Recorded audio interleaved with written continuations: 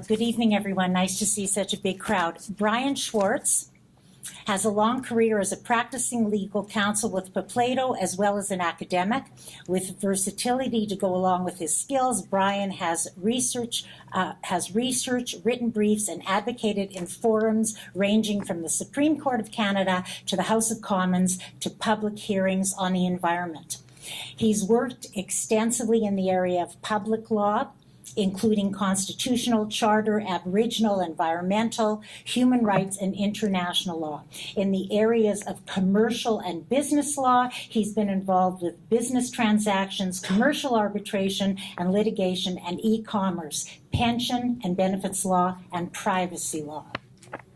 Bryan is the Asper Professor of International Business and Trade Law at the University of Manitoba. He holds an LLB from Queen's and a master's and doctorate in law from Yale Law School. He's the author of 8 books and over 70 academic articles in a wide variety of areas. He's often appeared as a media commentator and has published op-ed pieces in newspapers such as the Winnipeg Free Press, the Ottawa Citizen, and the Globe and Mail. Over the years, he's received numerous awards and honors for teaching, research, and community service. Now, Bryan's online CV is 12 pages long, but I would like to point out one program in particular. The Mishpatim Canada is a program to introduce Canadian law students to Israel and its legal system. It was launched in the spring of 2011 under the leadership of Dr. Bryan Schwartz. It received stellar reviews from the 2 dozen University of Manitoba law students who participated, eliciting comments regarding its life-changing nature. Many would later refer to it as the most memorable part of their law program. The program has continued in Israel each year ever since and has grown to 50 students attending, I think. Bryan is the husband of Beverly Wise Schwartz. His son Michael is studying law at McGill. His daughter Lainey works and studies in Israel and is soon to be married there. I have spent many Shabbat evenings around the table with Bryan Schwartz, and it gives me great pleasure. Please join me in welcoming Dr. Bryan Schwartz.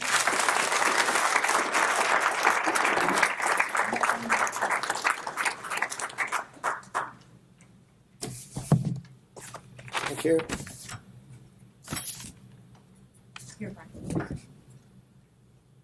Thank you for inviting me. I don't pretend to be as learned in 20th century history of Israel and Jewish as many other people are. One of the reasons I thank you is doing this talk gave me the incentive and the opportunity to read up and think some more about that history. There's a story about a university English professor who began the course each year saying, "I know nothing, but I know where to look."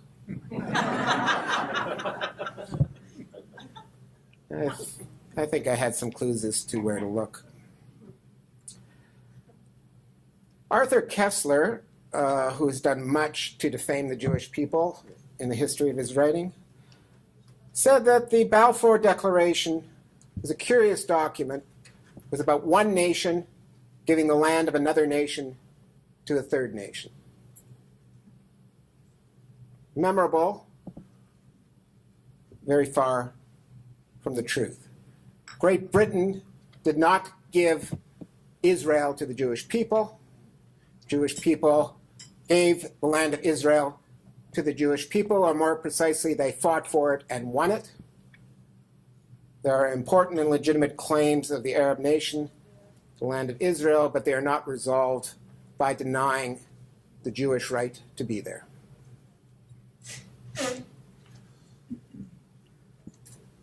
This idea that somehow the Balfour Declaration, the gift of the great British imperial power that created the Jewish state,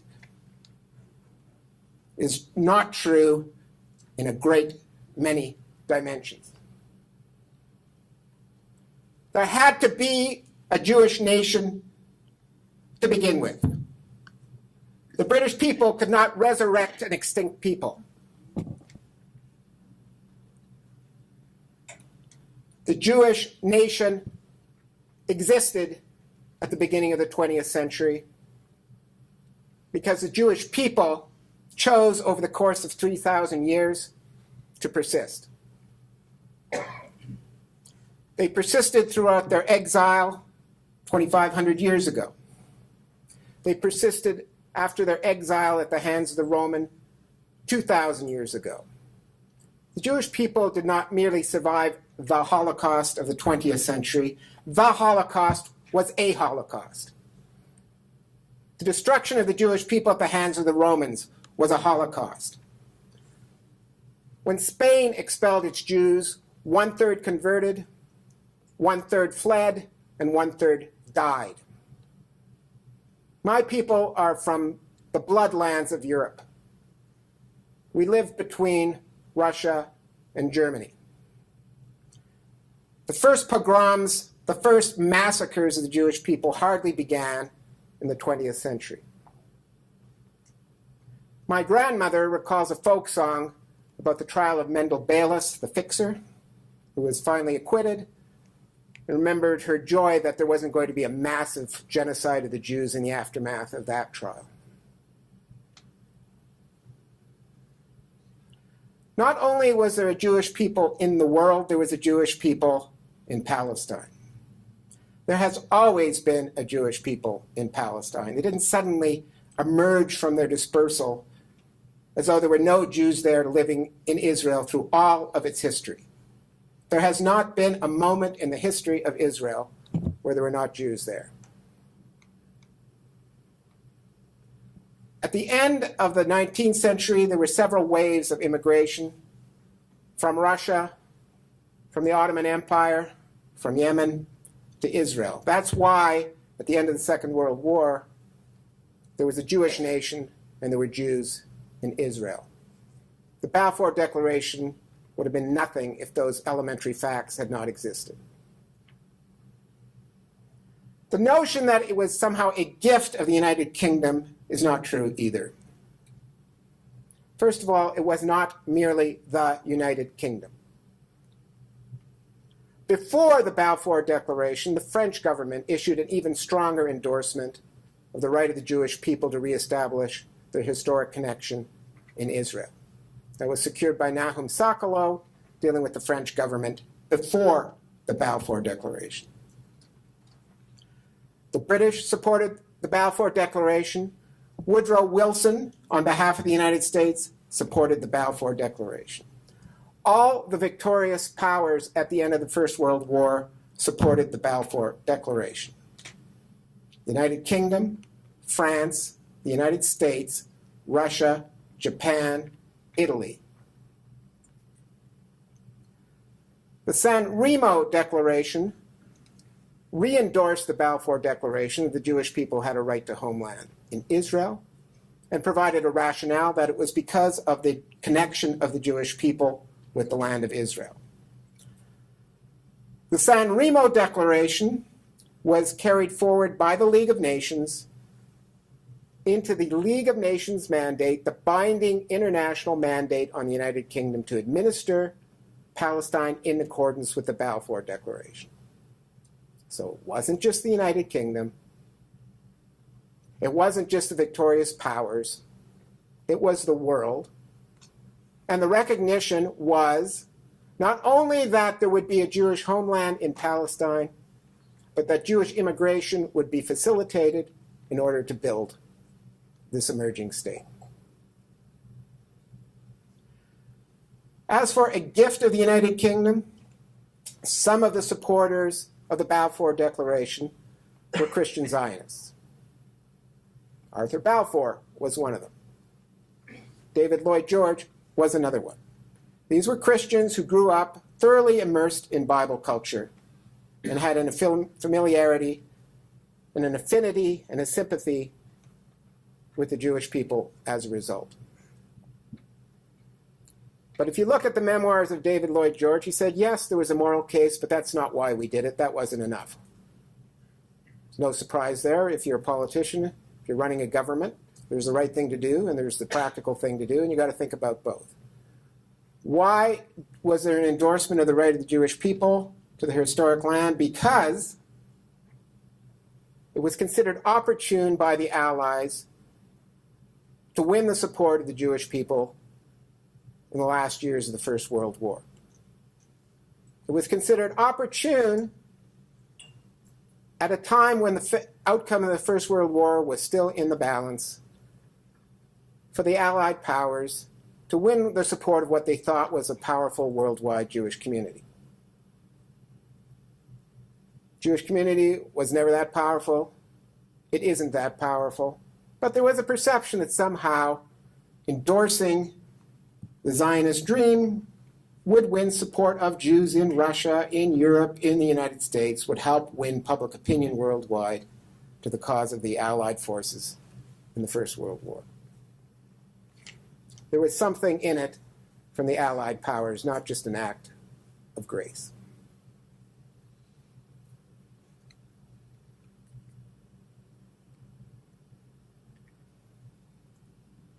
With respect to the situation of the Palestinian Arabs, we have to go back in time and realize that in terms of the politics of the time, Palestine was a little part of the chessboard and the players were the big powers.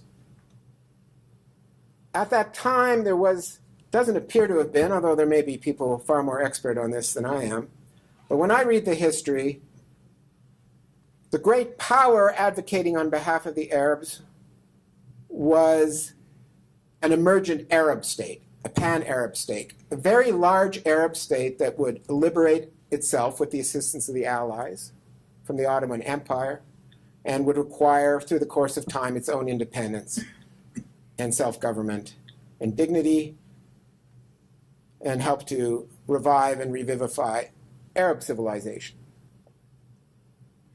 There's no question that there were Palestinian Arabs at the time. In fact, at the time of the Balfour Declaration, there were somewhat more Arabs living in Palestine than there were Jews. The proposed reconciliation was that the large Arab state, Iraq, Syria, Lebanon, and so on, would emerge, and a very small part of that, somewhere in Palestine, would become the Jewish state.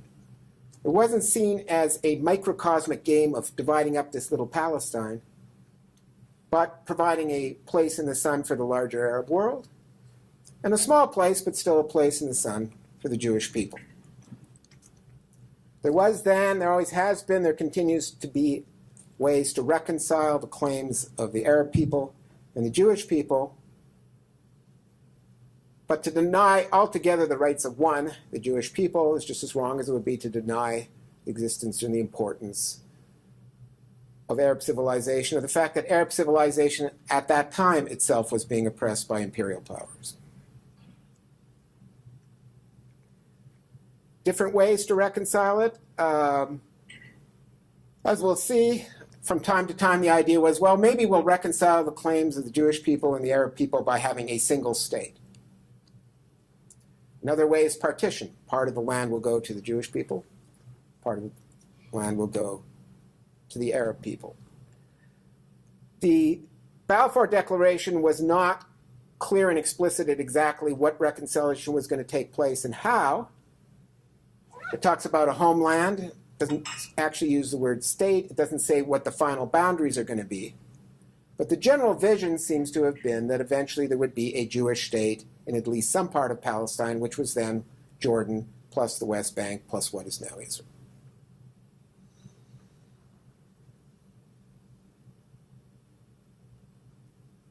The Balfour Declaration was a promise. It was not the realization of the Zionist dream.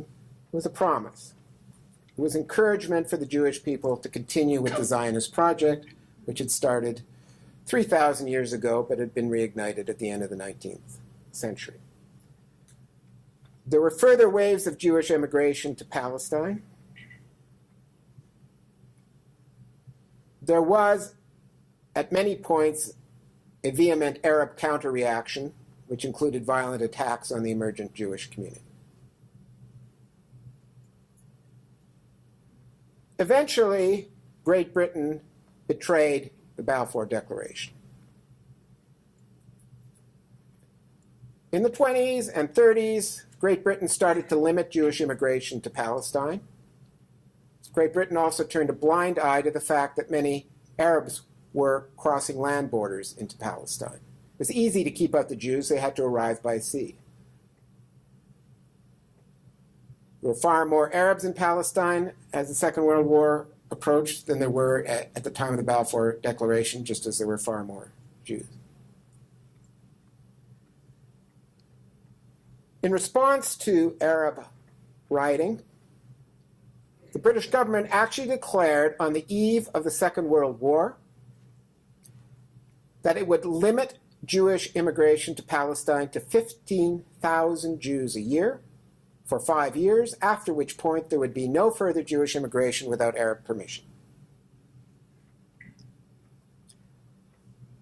Anyone who thinks that the State of Israel is a gift of the United Kingdom should remember that when the gates of hell were opening in Europe and North Africa, the gates of salvation in Palestine were closed by a clear and explicit and knowing decision of the British government. I hear Israelophobe politicians like Jeremy Corbyn say Israel has lost its way. Great Britain lost its way. The world lost its way. At the Evian Conference, just before the beginning of hostilities in the Second World War, the powers of the world gathered around to consider how many Jewish refugees they would accept. Well, the Dominican Republic came through.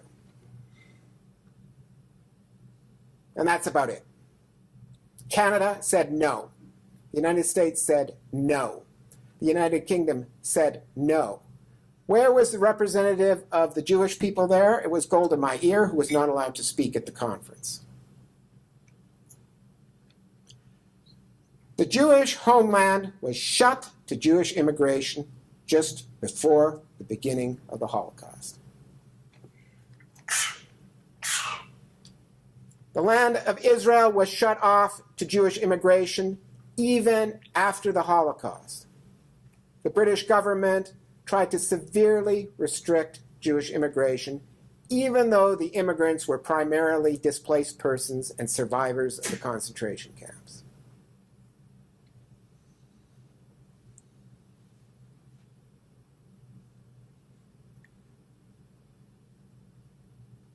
The United Nations, faced with competing claims, decided to go with partition. There would be a Jewish state, there would be an Arab state. The Jews accepted their microstate. The Arab nation as a whole did not. Israel was attacked by its neighbors and came very close to extinction. Had Israel not won the War of Independence, it would not have just been the end of the Jewish state, it would have been the end of Jewish civilization.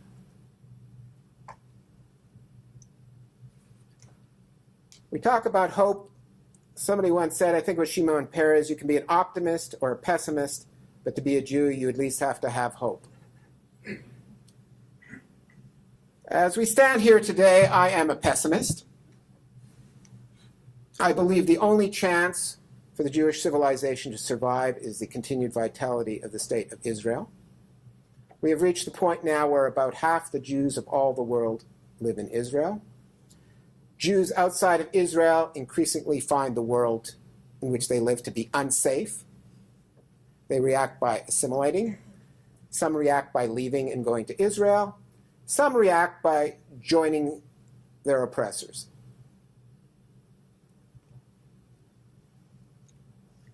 If Israel does not survive, Jewish civilization will not survive.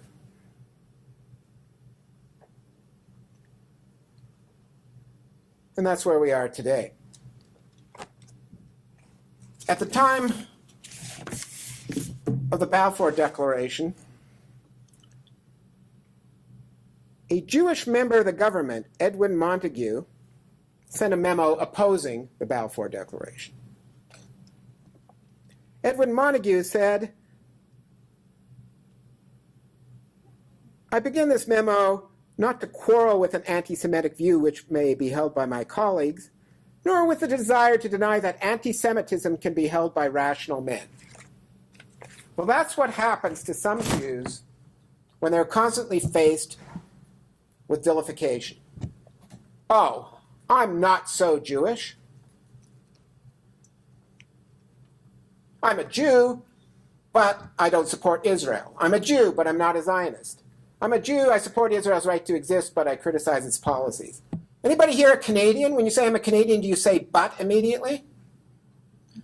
I'm a Canadian, but I disagree with this policy or that policy. Why do Jews feel increasingly obliged to say that? Why is it, in the face of the new and distinct form of anti-Semitism, Israelophobia, the constant demonization of Israel, the vilification of Israel, the irrational hatred of Israel, you can always find a Jewish group who will join in?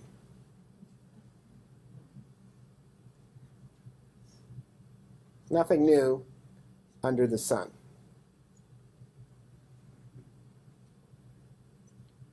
Are there any grounds for hope? Well, there are. One of the grounds for hope is the fact that despite everything, the state of Israel has a level of vitality that you have to experience to understand. To be in the land of Israel is to live in a place where you feel alive. Everyone's got a story. Everyone's a character. And life is lived at a level of intensity that is difficult to identify with for most of us in Canada. Israel has become a world leader in science and engineering, in cyber technology, in many of the arts. The Jewish people have always punched above their weight in terms of their contribution to civilization, and in the land of Israel, they continue to do so. The Arab minority in Israel is the biggest Muslim minority of any country in the world, and it's making significant progress. The Israeli government is committed to ending the economic gap between the average Arab income and the average Jewish income in Israel. It has affirmative action programs and government development programs to do so. Many Arab Israelis are thriving.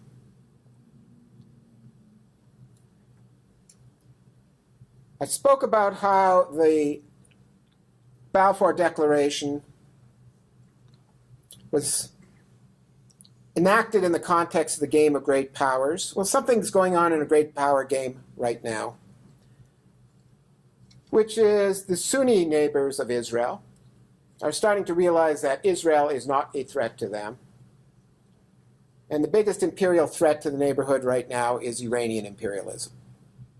Iran is a great civilization populated by great people. The king of Saudi Arabia recently stated that the regime in Tehran is the new Hitler. Well, if you're an imperial power, if you're taking over neighboring countries, and you constantly preach the destruction of the Jewish state, draw your own conclusions. There's an opportunity now. There's an opportunity now for Israel not only to make peace with its Palestinian neighbors, but with the surrounding neighborhood. That's going to take imagination. It's going to take determination on both sides, but I see some grounds for hope there. In terms of the wider survival of Jewish civilization, that's a story for another day, and I hope another day and an opportunity to talk to quite an audience about my views on that. We've come this far.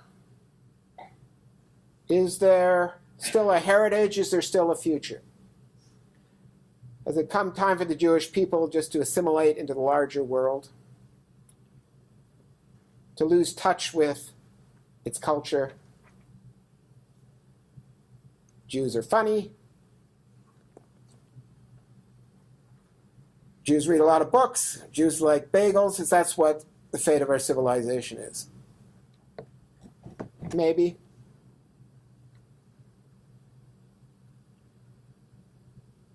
But if we study history, we Jews, as well as the rest of the world, the Jewish civilization, in my view, is not merely worth preserving out of stubbornness.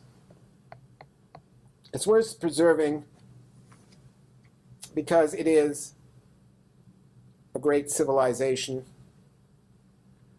and a civilization that could have already given so much to the world. Its greatest book, the Bible, had a decisive influence on the world in establishing the rule of law, the principles of democracy, a commitment to free speech, a commitment to social justice, to a belief in the application of reason to religion, has a potential which I believe is worth investing in. And in short, those are my views as I stand here.